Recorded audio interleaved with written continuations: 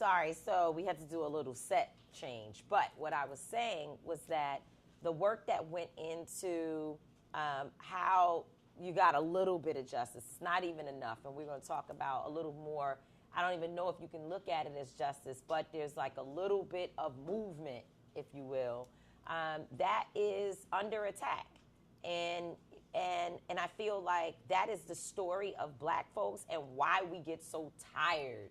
You know, that's why you have so many people saying, I'm tired. Because it's like we did all of this and then you come and the little bit of stuff that we accomplished, we're watching this administration during this 100 years just snatch it. Oh, excuse me. During this 100. Well, it damn sure been 100 years. Right? During these 100 days, just strip it away. And so we're joined today by our dear sister who we also met that weekend. Yes. When we came down for Memorial Weekend to be with Breonna Taylor's family, one of the people who we immediately clicked with and knew that it was more than just just working on a case together, but that in fact we had found a family in Louisville. It was attorney Lanita Baker, who's here with us today. That's right. Attorney Baker, who we'll just call her that one more time, and then after that she'll just be Lanita.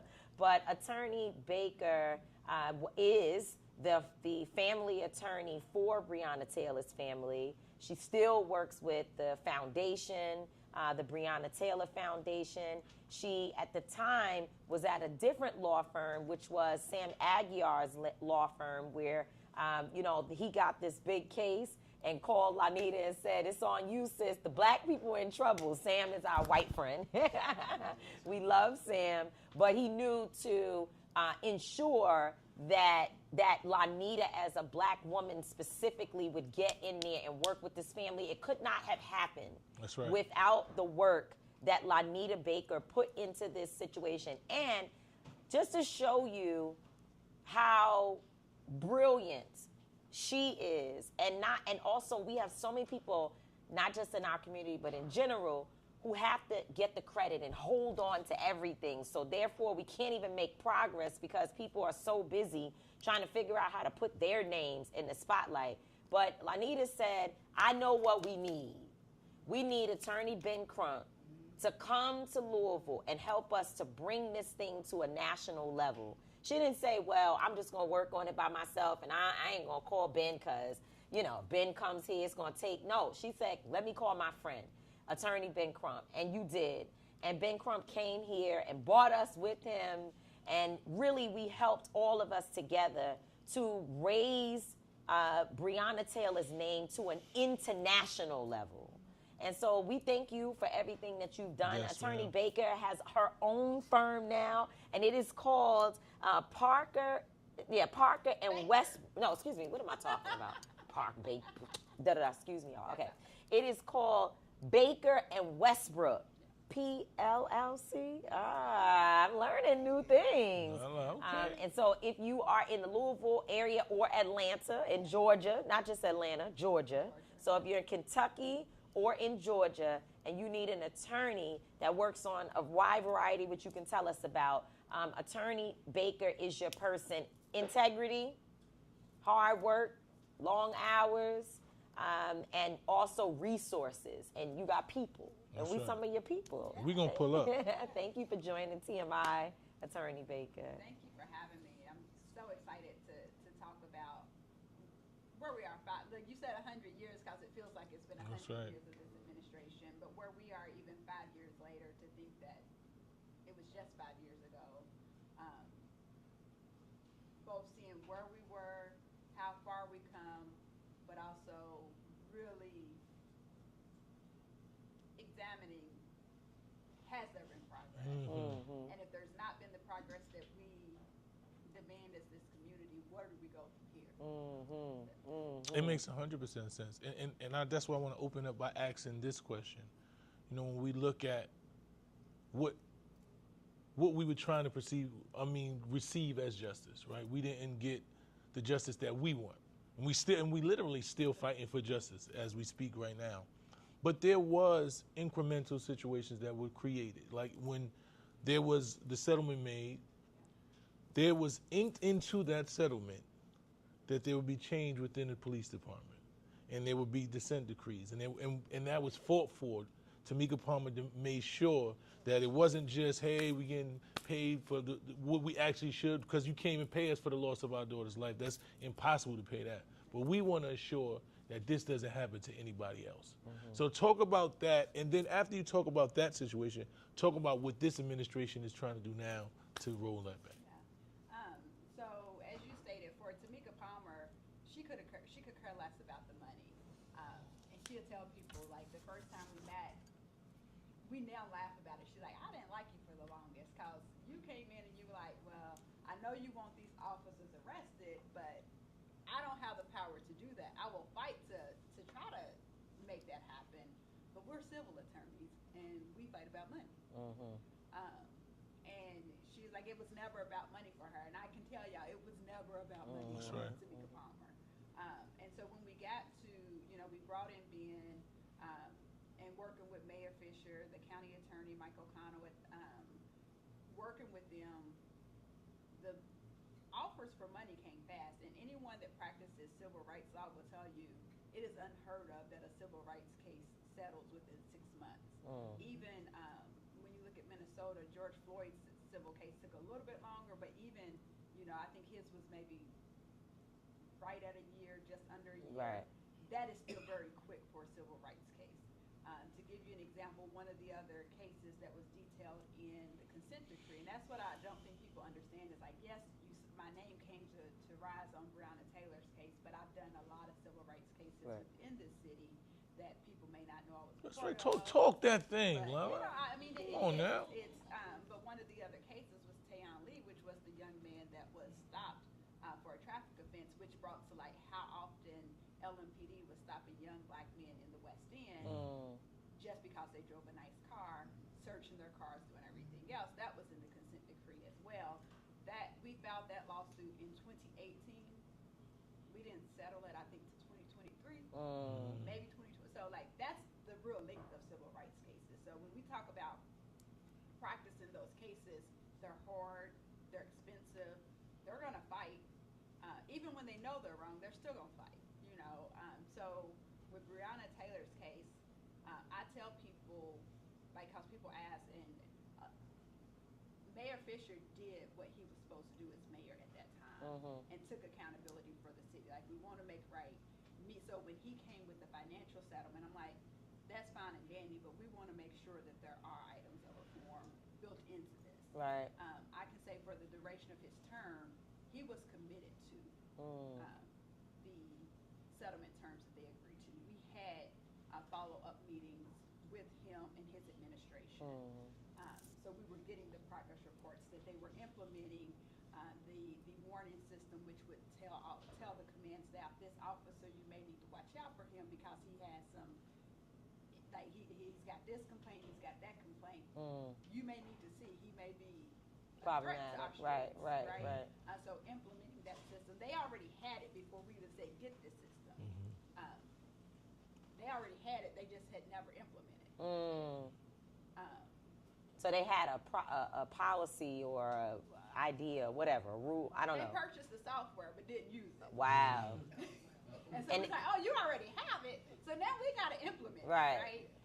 And it was for an officer coming from a different police department. Is it that, which was in the George Floyd Justice and Policing Act, or just for what's happening in the city? What's happening here, so your officers, if there's so many citizens complaints or another officer pings or says this, or looking at certain citations and be like, well, this citation is using the same language. Like, just to say, there may be an issue, you need to watch it, this officer a little bit more closely. So you're writing tickets as an and officer, and all the tickets are basically the same and kind of like the same area. Yeah. So, okay, go ahead. So it's saying this may be an issue. So they have these things. They're just not. So they purchased an expensive software to never use it.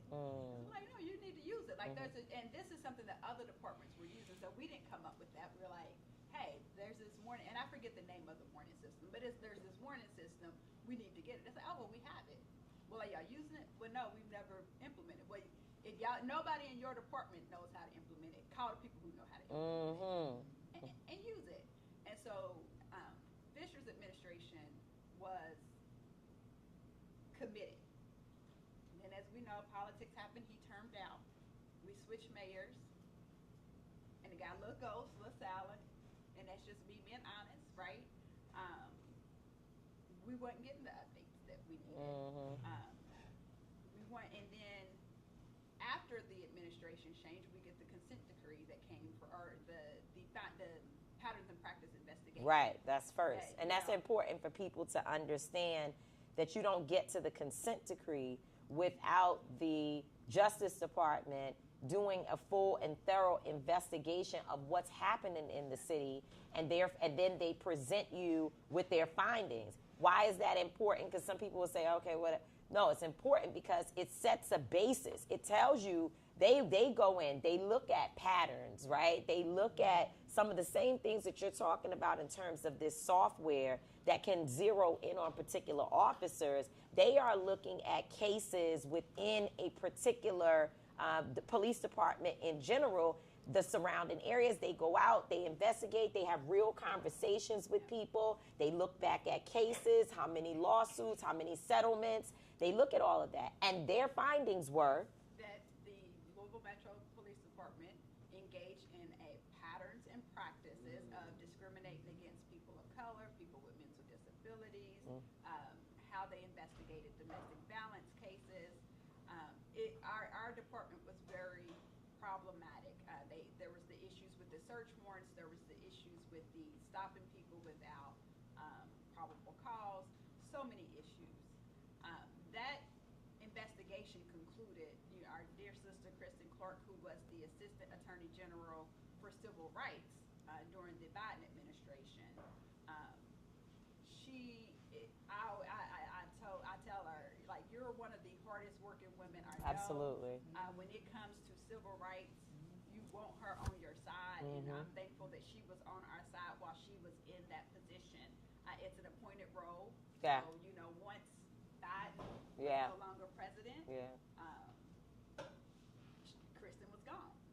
But that investigation concluded in 2022, and because first I told somebody, it was 2023, and then like I said, no, it was 1 month after it was the same month I was installed as president of National Bar Association. So I was like, that was August 2022.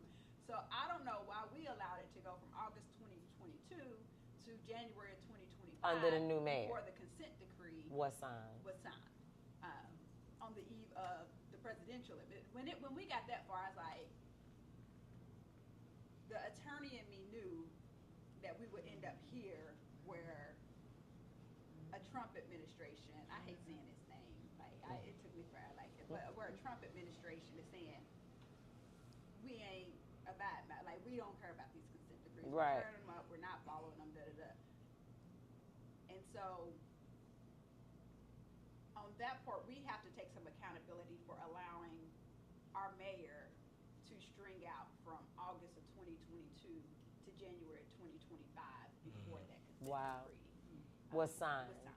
So can you just talk really quickly for folks who may not know, what is the consent decree? It's an agreement, right?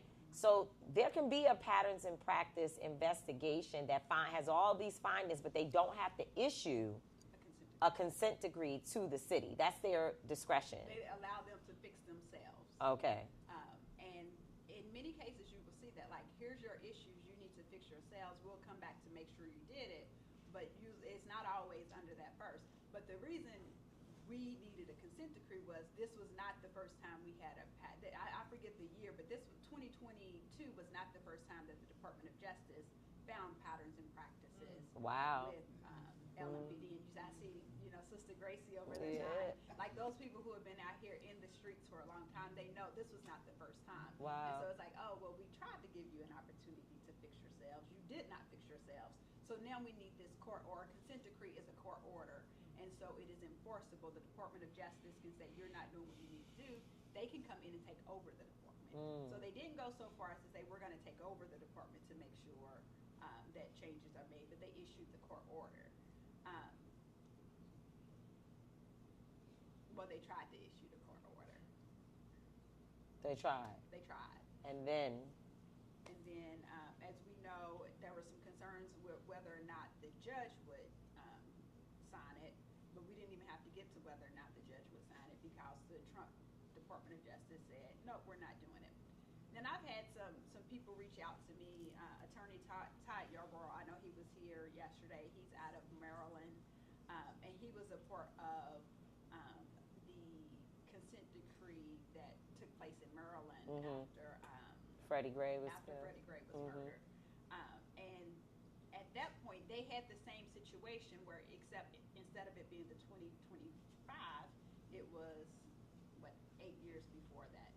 28 when the 2018 Trump administration took over, that they tried to remove the DOJ did the exact same thing, but they did what's called an intervening complaint. They brought a plaintiff that said, nope, we don't care that the Department of Justice isn't pushing forward with this consent decree.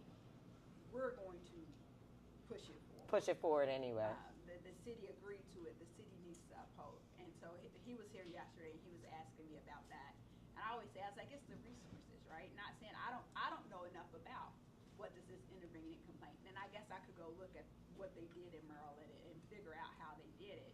But that's when, like you said, I needed Attorney Crump to come in and raise, like, I need somebody else to tell me if there's a process by which we can have someone step in. And it really needs to be community, because like people always like, oh, Tamika Palmer, I don't think people realize the burden that sometimes we put on the victims, the mothers. That's right. That's right. She's still like, you all know, we're still going to court. Like over here, we're just praying that Brett Hankinson don't get parked. Right. We're still praying that the other 3 officers, well, one is already, Kelly Goodlet's pled guilty. We hoping that she don't get parked. We're hoping that the other 2, Joshua James and Sergeant Meany, that they still get tried, because we know a whole bunch of prosecutors, like career prosecutors at the Department of Justice Civil Rights Division, got let go. That's right. That's right. I'm like, whew. But one of ours is still there. Mike is still there. Anna, she's gone on to private practice. But it's like, so Tamika Palmer has she's still fighting for justice for Breonna Taylor in those situations. So is it fair to say, yes, continue to fight for the law changes, the investigations? We have all of these people here. Like, there are people. My client Tayon Lee wasn't the only one stopped, right? They listed a number of people. We can go to that consent decree and find any person who was impacted by it and let them be the intervening plaintiff. Well, look, we have attorney Angela Rye, who has joined us and jumping in the convo. We were just having, a really good conversation with Lanita, Attorney Baker, learning about the consent decree process here and where we are. And I think a good way for you to jump in, Angela, is what can people do now, right? Because I think you told me this, I might be wrong, that the mayor here has the ability to say, regardless of whether the Trump administration has, now said that they will not follow the consent decrees, and they're getting rid of, in many cities, not just here, also in Minneapolis, that court order, as you said. But the mayor can say, we're still following what is in this document, So talk about what you think the community should be fighting for now. Yeah, I think that, first of all, it's so nice to be with you. Yes. Thank you. We love you. And hello to Louisville. I guess the thing that I would say first is it has been remarkably shocking to me how quickly so many of our rights have been rolled back in a matter of months under this administration. And I think the thing that we have to reposition ourselves to do is understand that where Black folks used to go for support and for protection, which was the federal government, the Civil Rights Act, Fair Housing Act, the Voting Rights Act, all of those things are now compromised. The divisions that protected us, the Civil Rights Division and all of these agencies are decimated. They're now saying they're going to focus more on protecting white male Christians. Right. Because they are really under attack, y'all. Right. That is me not being honest. And so what I think that we have to now turn to is all of the places where we built solid political power with folks who look like us. You know, at the local level, at the state level. Yesterday I was blown away by the fact that we had all of the Black Caucus in Kentucky at the field hearing. That's right. And the person of Indian descent that caucuses with them all came. That is not just political power, that's unity. That's for right. doing the right thing. So if you can have all of these folks who have our collective best interests at heart doing the right thing, then that is now where we go to for relief, and that is also where we go to make demands. Right? These are the things that we want. We elected you, we pay you. These are the things we expect to see, and I think it's frustrating and it's hurtful, and I think we've taken our time to grieve. We don't have much more time to sit around and grieve. Right. We got to start working. That's right. Can you talk about the field hearing and how that played a role in the State of the People Power Tour here in Louisville? Well, I want to shout out our partner, the Black Legislative Leaders Network, which is run by our friend Jasper Hendricks. In most cities, we have now had field hearings, and the idea is that it is an adjacent activity, is not directly an activity that is affiliated with the state of the people, but as an adjacent activity, we've invited legislators in to hear from community members around violence prevention, around health care, around housing, all of these various Black business, these issues that we also have featured in our Black Papers Policy Initiative. The idea is that if we hear testimony from the community, we can now collect this testimony, put it with the data that we have, with the impact report that we have, and really make a solid assessment about what Black folks need to move forward. So your voices matter in that process as much as they matter in the policy-making process and in the listening sessions that we have, and I know there's one tonight here.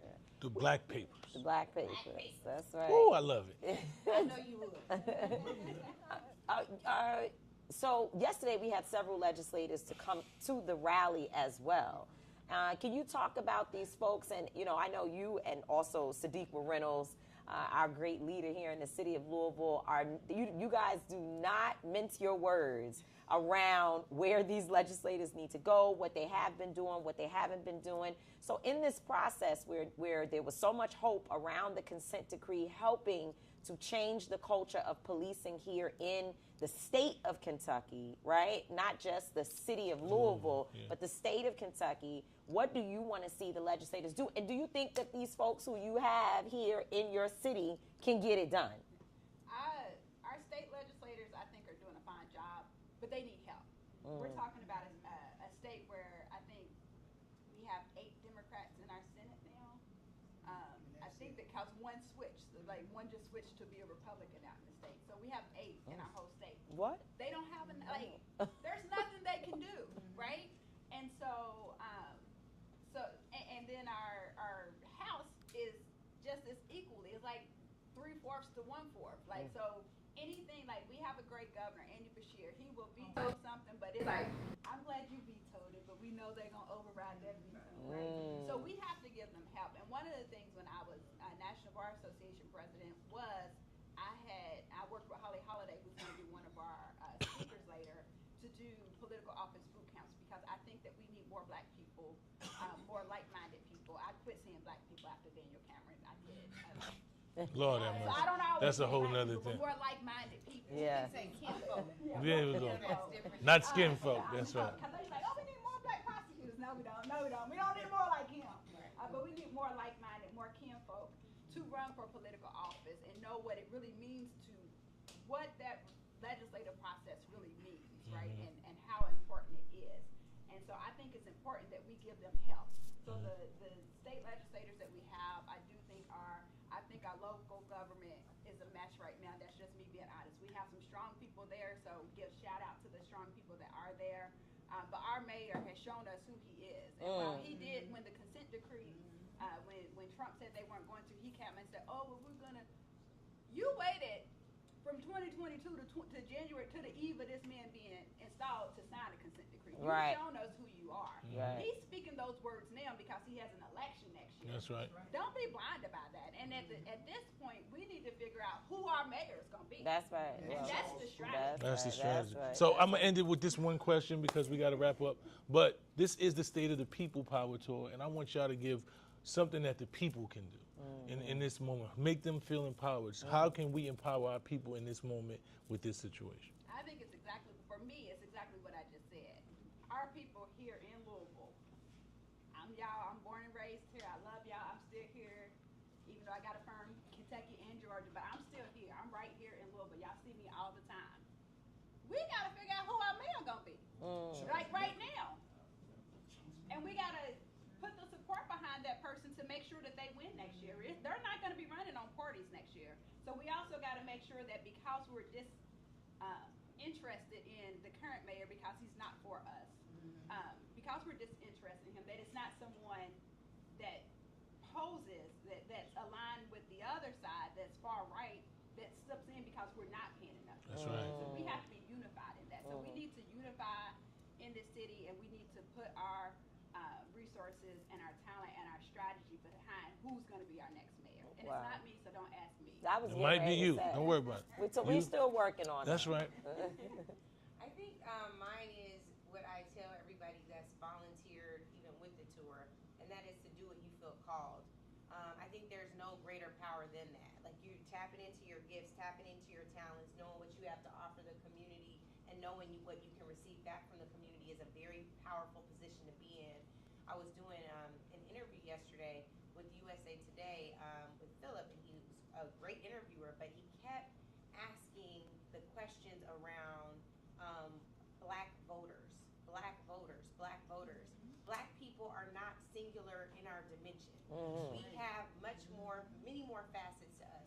We are black people who are politically empowered if we so choose to be, and voting is but one facet of that. That's right. It is holding people accountable. It is running for office. It is strategizing with people who can run for office. It's developing legislative proposals that legislators must push even if they are on the other side of the aisle because it's the right thing to do for your community. That's right. I worked for the Congressional Black Caucus, and one of our founders said, no permanent friends, no permanent enemies, just Only permanent permanent interests. That's right. Give them a round of applause.